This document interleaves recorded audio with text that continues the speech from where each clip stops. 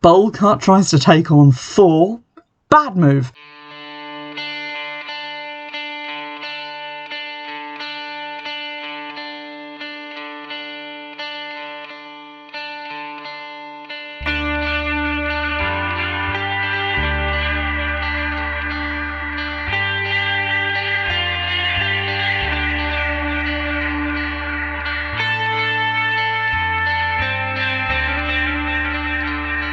Hello everybody, welcome back to Witchfix. Today we're diving into a film that has been on my shelf for a while. I have kind of a collection of these, I'm going to call them fantasy action movies, and this is one of them, which I've been neglecting. I tend to lean more towards the horror films, the more obscure titles, because it tends to be that I haven't seen them before, and that I find them more interesting to review, but I've been neglecting this side of things ever since we did The Last Witch Hunter, and so I felt the need to have another look-see in that pile, and what I have extracted from it is a very battered copy of Snow White and the Huntsman, a movie that came out in 2012, I believe, 2010, 2012, around that time, and which was, I'm going to say, not well received, although, to be honest, looking back, it's probably one of the better live-action fairy tale movies that have come out since, because it's not a Disney one, and we'll get into that in a second. One of the reasons this movie wasn't that well loved is because it starred Kristen Stewart, and not many people kind of rated her as an actress at that point. I feel like a lot of people were annoyed about Twilight, and they sort of wrote this off as, oh, it's that girl from Twilight.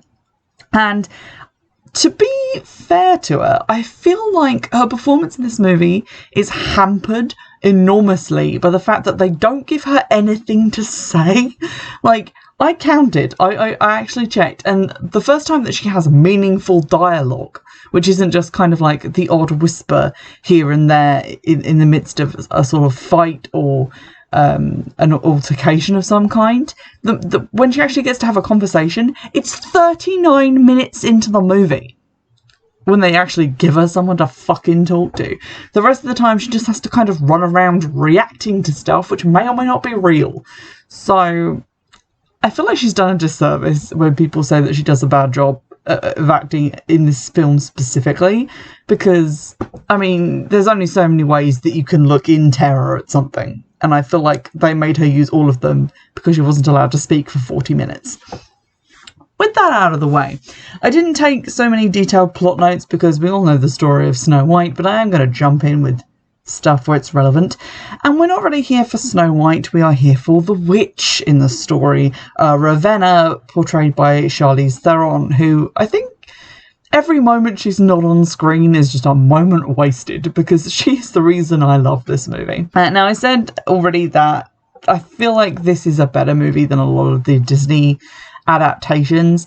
I feel like there was a trend in the sort of 2010s that a lot of these fantasy action movies came out based on kind of fairy tale stuff, the Brothers Grimm, Hansel and Gretel Witch Hunters, this movie and its sequel, and they were a little bit silly, a little bit kind of funny, a lot of leather pants and steampunk crossbows, but at least it wasn't a scene-for-scene recreation of something that you already knew and loved in CGI that looks dated within 6 months, and versions of songs that don't sound the way that you think they should and are therefore less enjoyable than you remember. So, you know, thanks to, I guess, Universal is the people who made this, for not just scene-for-scene recreating Snow White, the Disney film, which obviously they couldn't have done anyway due to, you know, licensing. So this movie is kind of an action movie, but mostly not, based on the Snow White story, and it begins with some narration by Chris Hemsworth, who plays the Huntsman in the movie, who doesn't show up for the longest time. Aside from this narration, we don't see him for ages. But we get some narration. I'm going to trigger warn as I describe sort of the differences to the plot to the traditional story of Snow White, for mentions of sexual assault and rape as well. So we learn the origin story of Snow White. You know, the woman pricks her finger and she's like, oh, I wish I had a child as white as snow and red as blood, because that's a normal thing that you would wish for. And then she has Snow White, and then she dies, which is sad. And we learn that her daughter is a rare beauty in terms of you know, being a good person, which isn't hugely evident in the childhood scenes of Snow White. She does rescue a bird, but it's unclear if that bird was even that hurt. She just brings it home. There we go. We then get some new parts to the myth. So the king, devastated by his wife's death, is then beset by a mysterious dark army, and he has to go to war to fight them.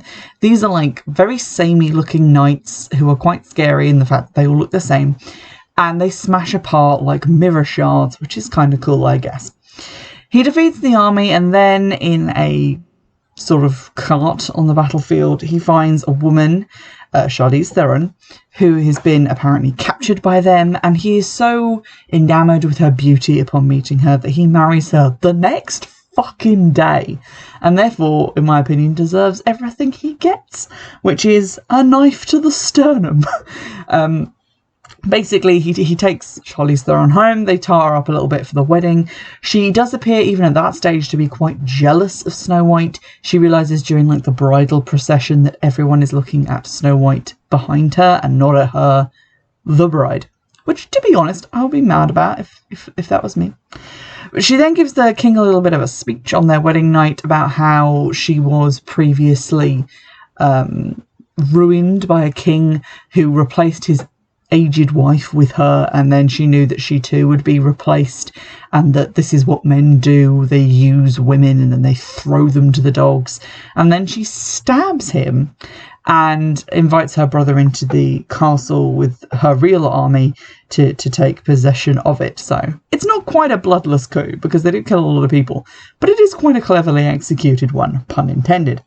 One of the things I think they do really well in terms of the appearance of Ravenna and Snow White is that obviously they're both actresses, they're both quite good looking.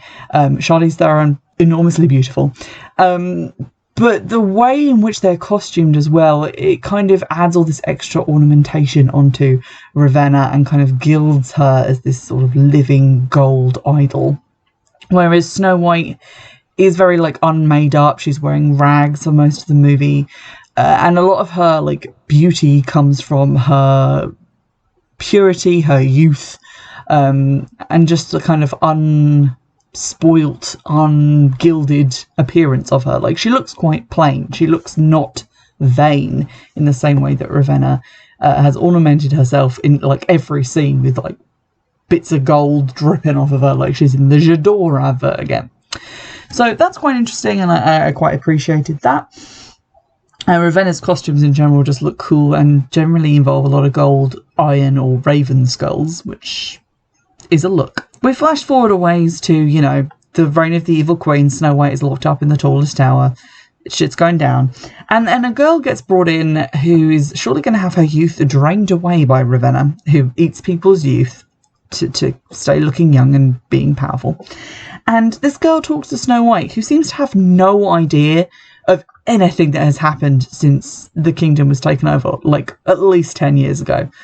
Which is weird, because if they've locked this girl up in the tower with her prior to having her youth stolen, and Ravenna does seem to eat people at quite a rate. She does eat quite a few people in this movie. So how has Snow White never spoken to any of the ones across the hall from her before? How have they never told her, like, oh yeah, this guy totally got away on that night and is still alive, and all of this stuff? It just seems a little bit incredible, and there's quite a few kind of weird plot-holey things like that in the movie. We cut back to Ravenna, who's having a little bath. I like this scene because it's so fucking weird. But it also tells you so much about her character, and that's kind of why I like it. She's having this bath, which is it's like a floor sunken bath. Huge. 4 times the size of a regular bath. With milk pouring into it from like gargoyle taps, because they have interior milk plumbing somehow. While outside, and I don't really know why this is happening at the same time as her bath is being filled, but milk is kind of coming out of a drain in the side of the castle. I guess used milk. And the beggars are like fighting over it and like trying to like pour it into their mouths and trying to get it in buckets. And she comments to her brother, like, remember when we were beggars and we would beg for scraps, and aren't I kinder than that? So this kind of shows her immense delusion, for one thing, because obviously this is not kind. but also the kind of split between like her wealthy, amazing, powerful palace and these like filthy beggars rolling around in the dirt trying to get milk from her bath. And it just really kind of hammers that point home in that very fairy tale way of like the good and bad, the rich and the poor divide here. So I really like that scene. She does get into the bath and then stands up like she's been dipped in like white Dulux paint. So I don't know what percentage cream this milk is, but is it possible to have 300% cream milk? Because that's what it looks like. We learn that magic comes at a lofty price, that she has to keep absorbing youth in order to use her powers, because she uses them to like stop a guy's heart and then later looks kind of older, which makes me wonder, like, why would you bother doing that when you could just stab him? I realise it kind of helps to occasionally put on a display of magical feats to keep the peasants afraid, but occasionally you can just stab people. I'm sure that would be fine. We then see her consult her magic mirror again, and I really like the detail again in this scene of Ravenna's magical mirror, because it's a great big shiny disc of metal, not glass, which fits in kind of well with the aesthetic and I guess kind of the fantasy time period. But also it kind of produces this weird mirror man made of like molten metal who stands in front of her and tells her shit. But no one else can see it. So it kind of strongly implies, again, that she is very unbalanced and delusional, which, if the rest of the film were different, I would say was kind of an attempt at magical realism, but there's a lot of, like, balls-out magic in this movie, so you can't really call it that. But it is kind of interesting to kind of watch her be perceived as, you know, cracking up by literally everyone around her. She learns the usual, that the power that she has is draining away because Snow White's all pretty and of legal age now, and that only Snow White can kill her, and that if she wants to stay young and fresh forever, she has to eat Snow White, essentially, and she'll never have to eat anybody else again. Great! This manages to get completely fucked when her brother, who is skeezy as all hell, tries to attack Snow White in her cell, and Snow White manages to overcome him briefly, locks him in, and escapes by running all the way down the castle and then combat sliding into a sewer grate. So she goes out through the sewer and then plumps out of the sewer onto a cliff and then into the sea and then onto a nearby getaway horse. And then she rides away. And doing all of that only gave her like a 4-second lead on the guys chasing her on horses. It's quite remarkable how quickly they got their shit together. But they chase her into a bad, scary wood, and she falls into some hallucinogenic mushrooms and starts to get visions that ring wraiths are after her, and there's like hands in the trees and dead birds on the floor, and shit's nasty, yo. All of this time she doesn't really say anything, as I've previously said. I mean, they could have given her like an imaginary friend. I mean, she's been locked in that tower a long time. Give her someone to talk to. A hand puppet, even. It's like anything. And then finally get introduced to the Huntsman, who is being beaten up. Like, he's truly having his ass handed to him in a village made of like 90% mud and 10% hecklers.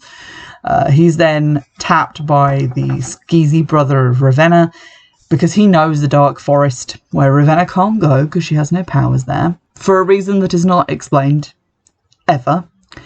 But the Huntsman's going to help him get there, and Ravenna promises to resurrect his wife from the dead.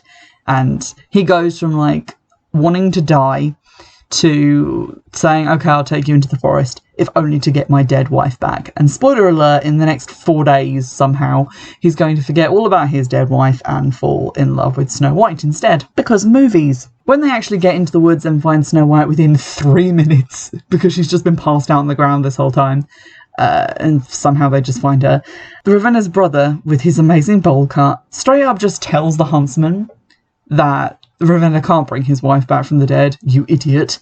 So it's like, okay, so you've revealed that you've lied to him, and now you're mocking him to his face, and then you're surprised that he decides not to help you? Weird. But Snow White legs it during this business disagreement, and the Huntsman manages to escape from Bollcut and his guards and goes after her, I guess just because of reasons, plot reasons, but she does eventually corner him and get him to, like, help her, because he wants gold and she can probably get him some, maybe. He's going to forget about it really soon because of her purity and goodness or whatever, but she offers him money in the interim. This is when she finally gets to talk because there's someone there to talk to. And they don't really say that much, but he does give her a self-defense lesson, teaching her the one move that she'll later use to, win. We cut back to the resistance movement, who have done nothing for the last 10 years, including the prince, who I guess is her other love interest, but there's so little going on between the two of them. When they meet, they may as well never be in the same room. He's not really doing a huge amount, but a peasant who was at the castle at the time of Snow White's escape and witnessed it tells them that she is still alive. And he also tells them that she's in the dark forest, despite the fact that last time he saw her, she was sliding into the dark sewer, which leads to the dark cliffs, and he has no way of knowing that she was going to the dark forest, because she didn't even know where she was going at that point, but we'll just ignore that for the time being. The Huntsman and Snow White make it to a sort of hidden village on the riverbank. I forget what it's called. It doesn't matter because 4 minutes later it does burn to the ground.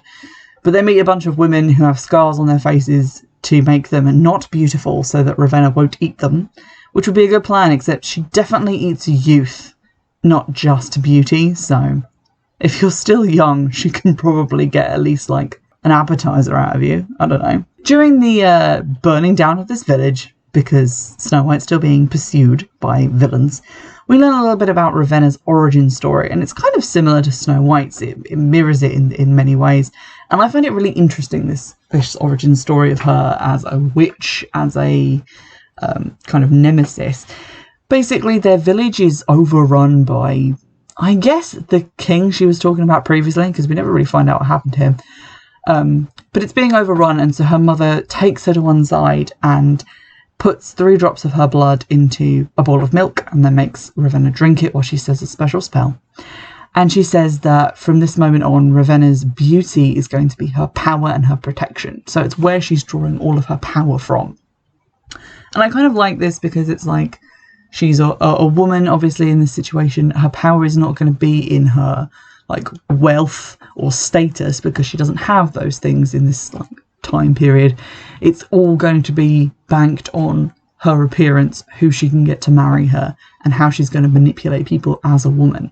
And that's where her power is going to come from, both figuratively and literally, in terms of like her ability to move through social statuses and like climb that way, and also, witchcraft. So I found that pretty cool and pretty interesting. I think the origin story for Ravenna changes between this film and the second one, and also in that film she no longer has a brother, she has a sister. So we'll get to that when we review the second movie, but this origin story, the first of I guess 2, is at least pretty interesting. I liked that. Then we get half an hour of irrelevant Disney-fied bullshit while Snow White meets some dwarves who are drunk and flatulent and hilarious, because this is where the comedy comes into the movie, and also gets to see a bunch of CGI fairies and stuff flying around, and she meets this white deer that looks at her and they're like, oh yes, she's so pure and beautiful. Hallelujah. Half an hour of that irrelevant shite, and then the deer gets shot because guess what, the evil guy's caught up to them again. There's a couple of fights. Bolcut tries to take on Thor, bad move, and he gets annihilated. Ravenna seems to generally be upset by this. She feels her brother's death, and she is very obviously aged at this point and doesn't seem to have like the magical strength to continue to heal him and preserve his life as she had done previously. So he dies, which is, I guess, sad for her. She does cry. Their relationship is kind of weird and icky and ill-defined at best. So there you go. He's dead. Counterpoint to this moment where, she loses her brother, the only person she could reasonably be expected to care for. We, on the side of good, lose a dwarf we've known for 10 minutes. And everyone gets really sad and has like a 10-minute funeral. It's like, we only knew him for like the length of brunch. And also, Snow White was in the previous scene said to be able to cure all ailments because she was the source of life itself. So why isn't she curing him being shot with an arrow? It was that one opportunity to do something and she just sits there. Oh well. They then go on like this really long trek back to the resistance movement, during which time Snow White wanders off into the snowy forest. And a guy who looks like the prince, but isn't the prince, because it's Charlize Theron in disguise, gives her an apple, which she takes a bite out of, and then it turns into a sort of hairy sea anemone, and she chokes and falls down. We kind of all knew this part was coming. Ravenna then changes back into herself, and the CGI looks uniquely awful here. Like, everywhere else it looks pretty good still, despite the fact that this film came out like nearly 10 years ago. But this part looks dreadful. It looks like someone tried to recreate Voldemort using Crayola pens on some acetate and just waved it around. It looks terrible. But there we go. Ravenna turns into some birds when the Huntsman tries to kill her with an axe, and she flies away because she's a witch and she has amazing powers, and I love it. She also then arrives back at her palace in kind of a puddle of goo, like one of them seabirds that you see after like BP spill a bunch of oil. So things aren't looking great for her, but it's fine because during the next battle preparation montage, where everyone's like, oh, Snow White's dead, let's put her in a side room while we work out how we're going to free the kingdom, Ravenna eats like 20 girls and returns to her like pre-aging glory. There's like a 20-minute interlude while everyone's sad, and Thor comes to tell dead Snow White about his wife, about how he misses her and how she reminds him of her, and then he kisses her without her consent, which is not cool. But she wakes up. She doesn't hack up the like bit of apple that's stuck in her throat, which was quite sad. But she cries a single perfect tear and wakes up, and then delivers a very disjointed and not very rousing speech about iron. She just comes out of the building and just stands there and she's like, iron in fire. And then there's 4 minutes of just awkward silence, and she's like, I will be like iron in some ways, because I will be forged by the flame of your belief, which will fan from sparks. And I think everyone just cheers because it's too awkward and they want her to shut up. And then they get on with the battle prep, which for Ravenna is eating the souls of the innocent, and for Snow White is putting on some armour and having someone braid her hair for her. They then launch their attack on the palace because Snow White reveals that she's the only one who can kill Ravenna, which is the missing piece of the puzzle that they've been waiting for all this time. Someone who can actually kill her. And they have this plan where they send the dwarves through the sewer, haha, comedy, poo joke, up into the castle to open the doors from the inside, sort of mirroring what Ravenna did in the like original palace takeover. And then they're going to let everybody in and they're going to wreck shit up. I feel like the problem with this movie so far, and this is kind of a problem with the movie overall, is that Snow White is not like a warrior. Snow White is basically just this sort of empty vessel that things happen to. And that's not just like this film, that is the story in general. She's born pretty, which she has no control over. Her stepmother hates her because she's pretty, which she has no control over. She ends up kind of with these dwarves after being attacked. Again, this is very passive, stuff is just happening to her. And then she eats an apple and she gets woken by True Love's kiss. So a lot of the action happens while she's dead. And then, in the Disney version at least, the Queen kind of kills herself with a rock by accident. So, the end of the movie tries to make it seem like Snow White's leading this battle charge. She's like planning the battle, and she knows that one self-defense move that she learned a while ago. But she's not really coming across as like an action heroine.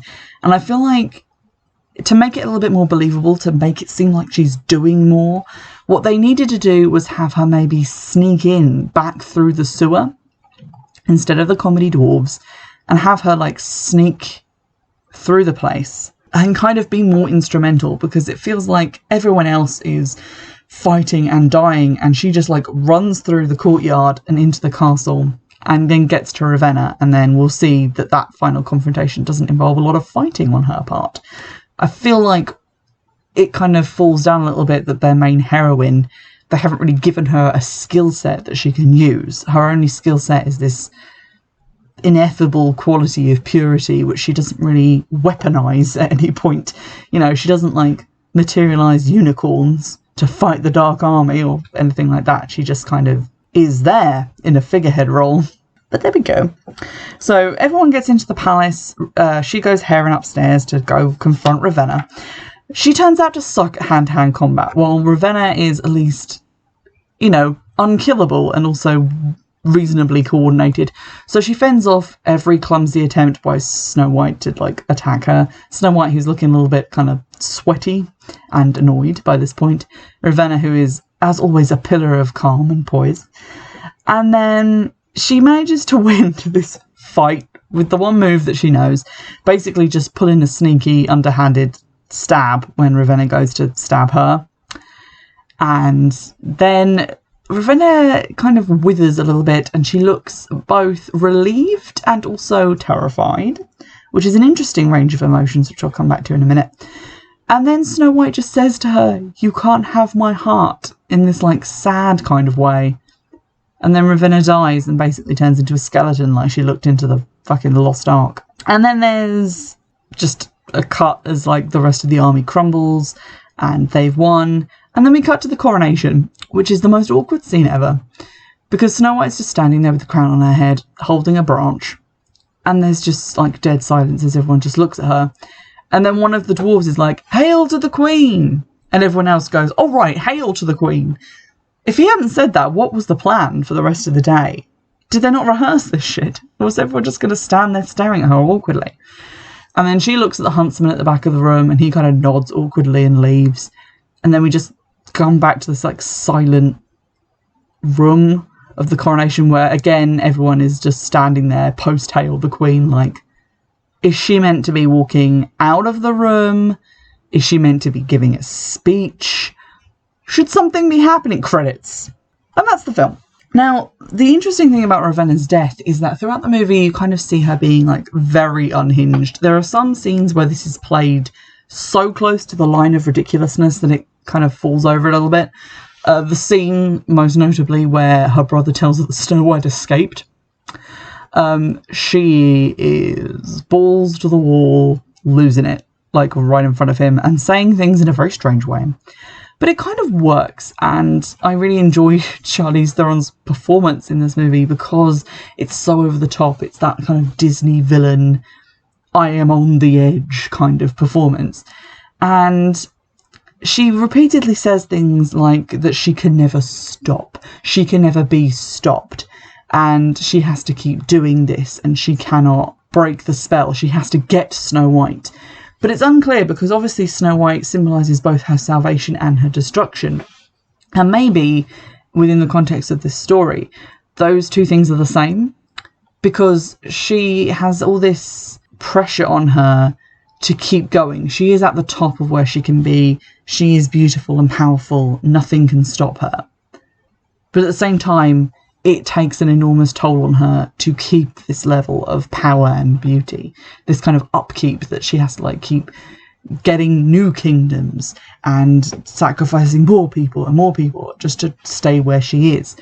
That it might almost be a relief for her to finally die and not have to do that anymore. And I think one of the reasons that I like the movie so much is it's kind of this parable on female power, how you can either be like this pure, untouched sort of figurehead that people could believe in and rally around, but that can never seem, human or imperfect. And in the end, she doesn't get to be with the person that she's fallen in love with.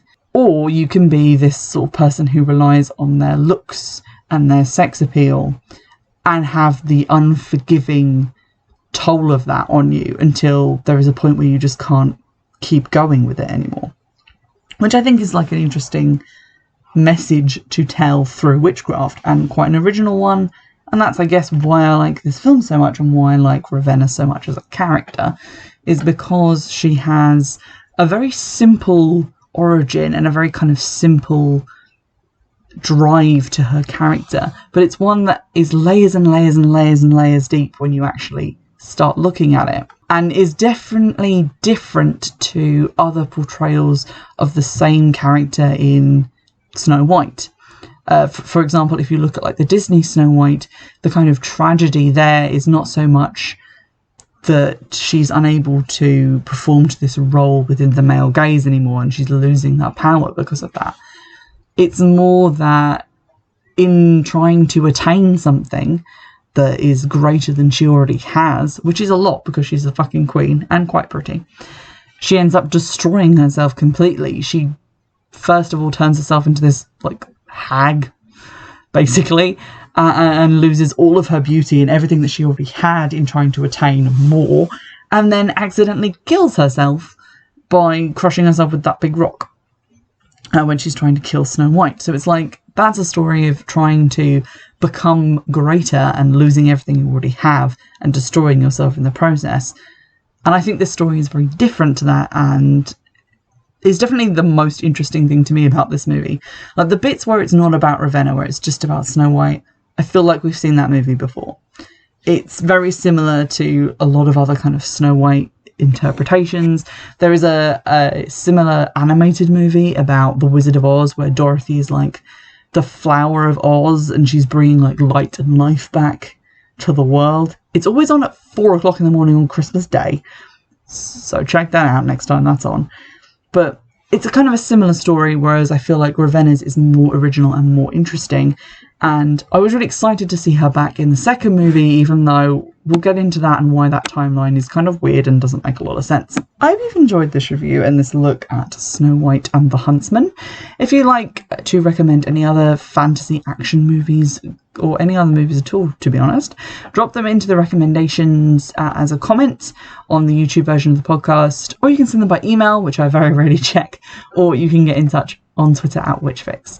And in the meantime, I'll see you in the next one. Bye!